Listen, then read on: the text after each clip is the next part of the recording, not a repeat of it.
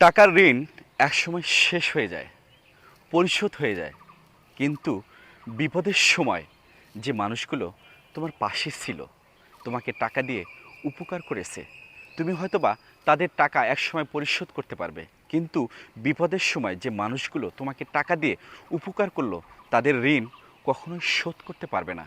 তাই তাদেরকে সদা সবসময় ভালোবাসুন, সম্মান করুন, হৃদয়ের গভীর থেকে তাদের জন্য সবসময় দোয়া করুন।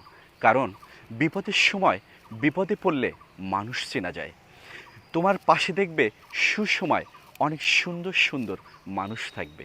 তোমার প্রিয় মানুষ, তোমার বন্ধু বান্ধব, তোমার খুব কাছের মানুষ, তোমার কলিগ, তোমার আত্মীয় স্বজন দেখবে তোমার সুসময় তোমার সাথে পাশে থাকবে, তোমার খোঁজখবর নেবে, তোমার টেক কেয়ার করবে। দেখবে কোথাও ভ্রমণ করতে ইচ্ছে করলে তোমাকে ভ্রমণে নিয়ে যাবে, কিছু খেতে ইচ্ছে করলে তোমার সঙ্গে খাবে, কিংবা কোথাও যেতে ইচ্ছে করলে, আড্ডা দিতে ইচ্ছে করলে তোমার সঙ্গে যাবে।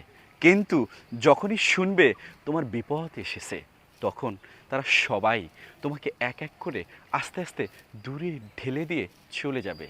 কিন্তু মনে রেখো, তোমার লাইফে বিপদ এসেছে, এই সময় যে মানুষ তোমাকে ঢাল হয়ে তোমার পাশে দাঁড়িয়েছে, তোমাকে ভালোবেসে, তোমাকে সম্মান করে তোমার বিপদের সময় কাছে এসেছে, টাকা দিয়ে উপকার করেছে, তাকে কখনো হেয়পূর্ণ করিও না, তাকে কখনো অসম্মান করিও না। পারলে তাকে সম্মান করো, তাকে ভালোবাসো, তাকে ভালোবেসে তাকে পাশে রেখো। এটাই তোমার জীবন। কারণ যে বিপদের সময় পাশে থাকে, সে আল্লাহর দেওয়া অশেষ নিয়ামত হিসাবে তোমার জীবনে আসে। তাই তাকে কখনো অসম্মান করিও না। ভিডিওটি ভালো লাগলে লাইক, কমেন্ট, শেয়ার করে সবাইকে জানার সুযোগ করে দিন। অসংখ্য ধন্যবাদ সবাইকে।